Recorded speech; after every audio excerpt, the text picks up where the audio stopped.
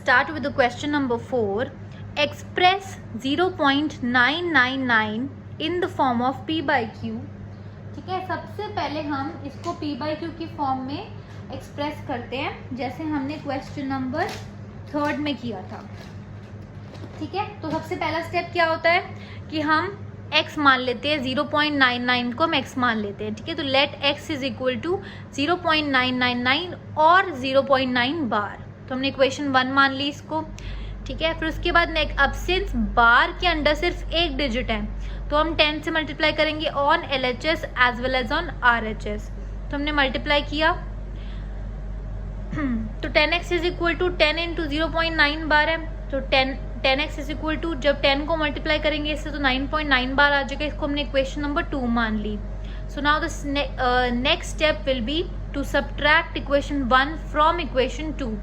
सो we'll subtract them और फिर हमारी जो आंसर आएगा, अब यहाँ पे हम बार की फॉर्म में ना लिखकर हम इसको जैसे हम बिना बार की फॉर्म में लिखेंगे ताकि हमारी सब्ट्रैक्शन आसानी से हो जाए. तो हमने लिखा 10x is equal to 9.999 and so on and x is equal to 0.999 and so on. तो हमने जब इसको सब्ट्रैक्ट किया तो हमारी 9x is equal to 9 value आ गई एंड उससे हमारे x की वैल्यू आ गई 1. अब इन्होंने कहा है, are you surprised by your answer with your teacher and classmates discuss why the answer make sense. अब देखो 0.9 बार लिखा है यहाँ पे. ठीक है, which is 0.999 and it never ends, वो चलता ही रहता है. तो अगर हम 1.0 माइनस 0.9 करते हैं, सिर्फ एक 9 लेते हैं आफ्टर डेसिमल पॉइंट, तो हमारा आंसर आता है 0.1. सिमिलरली एक 9 अगर हम बढ़ाते हैं आफ्टर डेसिमल पॉइंट तो हमारा आंसर आता है 0.01. मतलब कम हो गया आंसर एक, मतलब 0.1 ग्रेटर है 0.01 से. ठीक है, सिमिलरली अगर हम एक और 9 लगाते हैं यहाँ पे तो यहाँ पे आंसर और कम हो जाता है. तो हमने क्या लिखना है अब कि the answer makes sense as 0.9 bar is infinitely close to 1, क्योंकि ये जो चीज़ है तो चलती रहेगी. जितने हम 9 यहाँ पे लगाते जाएंगे आफ्टर द डेसिमल पॉइंट उतना ही आंसर छोटा होता जाएगा. ठीक है, इसलिए हम लिखेंगे the answer makes sense as 0.9 bar is infinitely close to 1. That is we can make the difference between 1 and 0.9 bar as small as we wish by taking enough 9s. जितने हम 9 बढ़ाते जाएंगे आफ्टर डेसिमल पॉइंट उतना ही answer हमारा कम होता जाएगा and close to 1 होता जाएगा. Okay, so this was question number 4. सबसे पहले हमने P by Q की फॉर्म में रिप्रेजेंट किया, उसको एक्सप्रेस किया एंड देन वील जो हमने ऑब्जर्वेशन करी इसमें हम वो लिखेंगे. तो now the answer is complete. Question number 5. What can be the maximum number of digits be in the repeating block of digits in the decimal expansion of 1 by 17? Perform the division to check your answer. So since इसकी अब सबसे पहले हम division perform करेंगे 1 by 17 की. ठीक है, इसकी डिवीजन काफ़ी लॉन्ग है, इस करके मैंने ऑलरेडी डिवीजन परफॉर्म करी हुई है एंड लिखी हुई है. इफ़ इन केस आपको कोई प्रॉब्लम फेस होती है डिवीजन करते वक्त, you can just mention in the comment section. I will make a different separate video for doing this division और I will include this topic in the next video. Okay, so just let me know अगर आपको कोई problem आती है तो.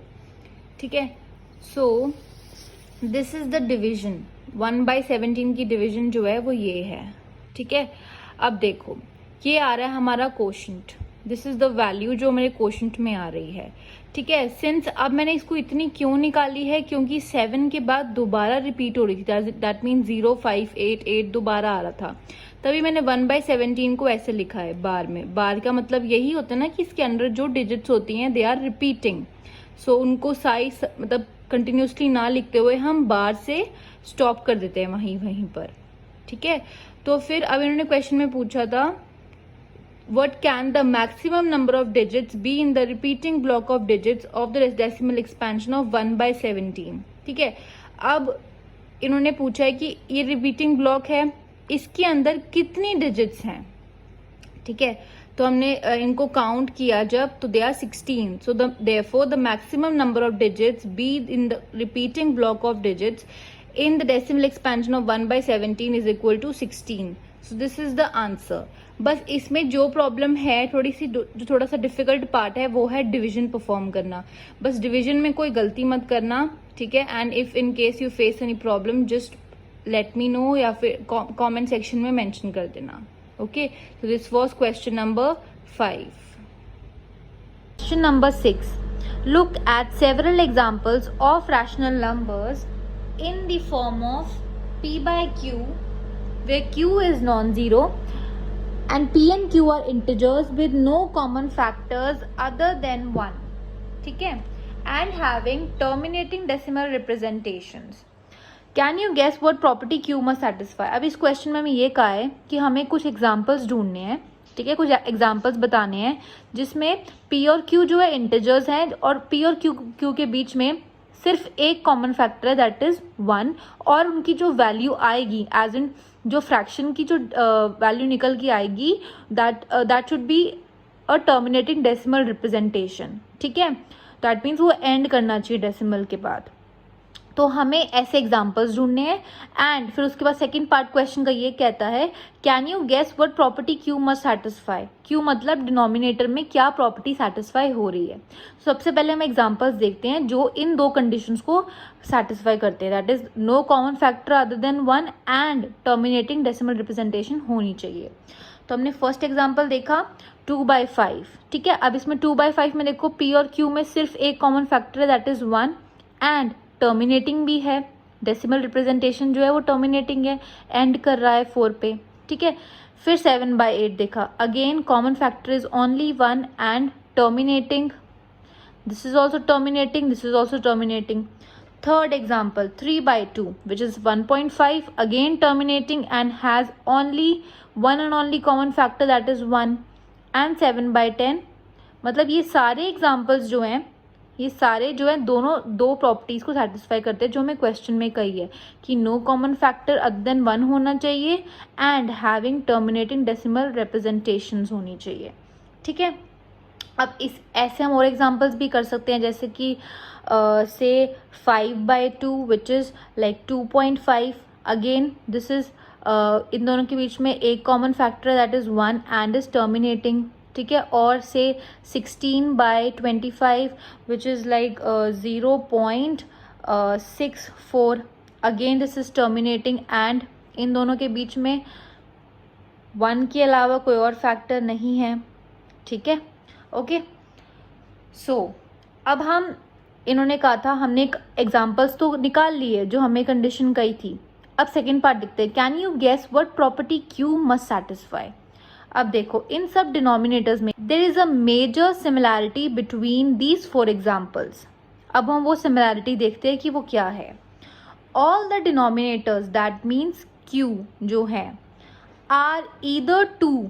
अब देखो ये 2 है, ठीक है, और it's power see 8 is equal to 2 to the power 3.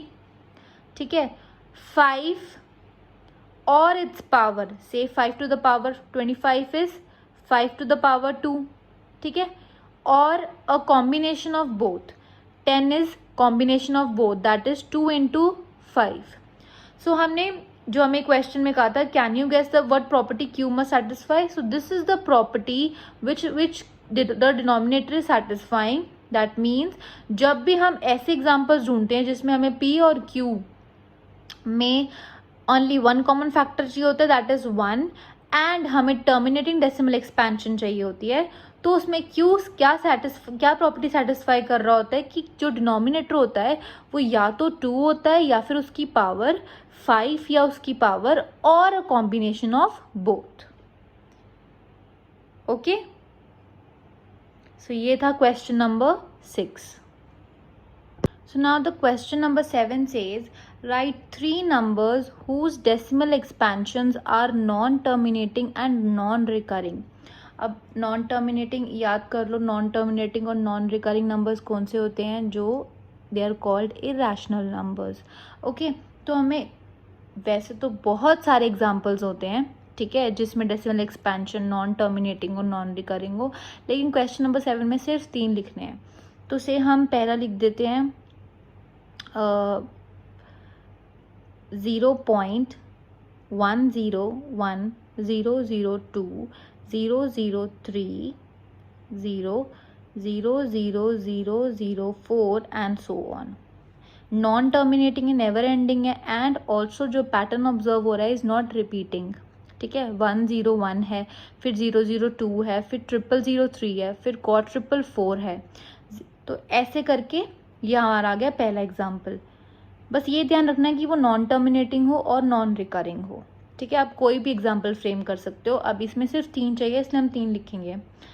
ठीक है, से 0.010010001000001 and so on. And third example लिख देते हैं हम पाई की वैल्यू, जो कि है 3.1416 and it goes on. So these are the 3 examples जिसमें डेसिमल एक्सपेंशन जो है they are non terminating, that means not ending, and non recurring which means not repeating.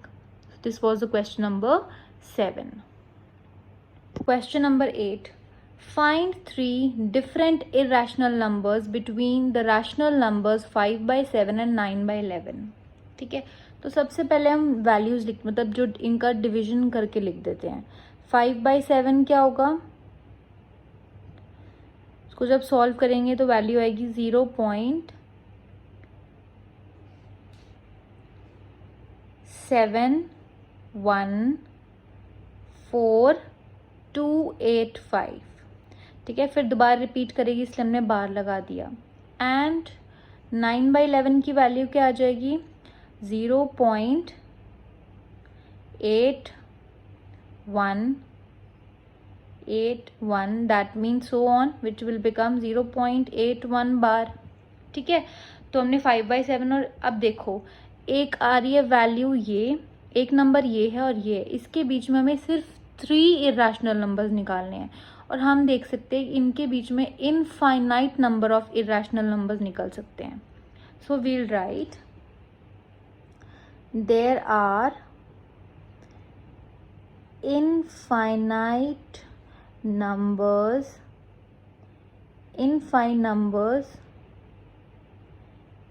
infinite irrational numbers between 5/7 and 9/11।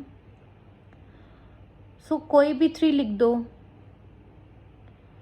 so any 3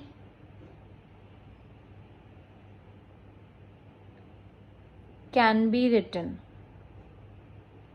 ठीक है, कोई भी 3 लिख दो, infinite है, एक है 0.714 और एक है 0.81।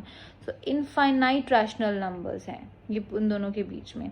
तो हम से लिख देते हैं, पहला लिख देते हैं 0.72345696। ओके, दूसरा लिख लेते हैं 0.74257735 और तीसरा लिख लेते हैं 0.78123957। सो दीज आर द मतलब इस क्वेश्चन में इनफाइनाइट इरेशनल नंबर्स निकल सकते हैं बिटवीन दीज 2 रैशनल नंबर्स और हमें सिर्फ 3 लिखने हैं, तो कोई भी 3 लिख दो। अभी मैंने ये 3 लिखे हैं, आप अपनी मर्जी से इन दोनों के बीच में कोई भी 3 मेंशन कर सकते हो आंसर में। Okay, so this was question number 8।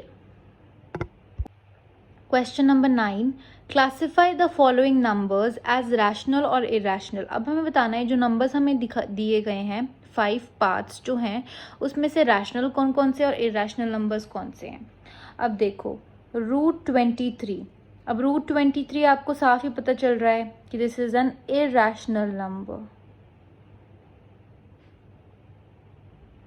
क्योंकि जब हम इसकी वैल्यू निकालेंगे, जैसे √2 की √3 की वैल्यू निकाली थी, it was non terminating and non recurring, और जो ये दोनों प्रॉपर्टी को सेटिस्फाई करते हैं दोज आर इरेशनल नंबर्स। ठीक है, अब सेकंड देखते हैं 225। अब 225 is a perfect square, that means square root of a perfect square is always a rational number.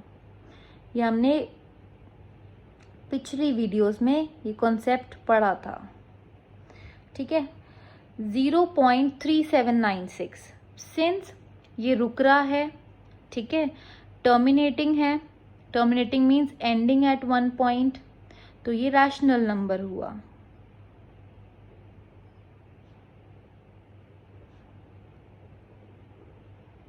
एक बारी याद कर लो कि जब हमें कहा था, जब हमें दिया होता है कि terminating, non terminating, recurring and non terminating, non recurring, तो ये जो दोनों होते थे ये होते हैं रैशनल, और ये होता है इरैशनल, ठीक है। ऑलवेज रिमेंबर दिस, इसको हमेशा याद रखना, ठीक है। तो 0.3796 क्या है, टर्मिनेटिंग है क्योंकि एंड कर रहा है, ठीक है, और इसमें कोई पैटर्न भी कुछ ऑब्जर्व नहीं हो रहा, तो this is a rational number, ठीक है। अब 7.478478, अब ये क्या है, ये चलता ही जा रहा है, that means it is non terminating and repeating, ये 478 इज रिपीटिंग, तो ये भी क्या हुआ, एक रैशनल नंबर, ठीक है। एंड 1.101001001001, सो अब इसमें क्या देख सकते हैं, नॉन टर्मिनेटिंग, नेवर एंडिंग है, एंड नॉन रिकरिंग, मतलब रिपीट भी नहीं हो रहा पैटर्न, सो दिस इज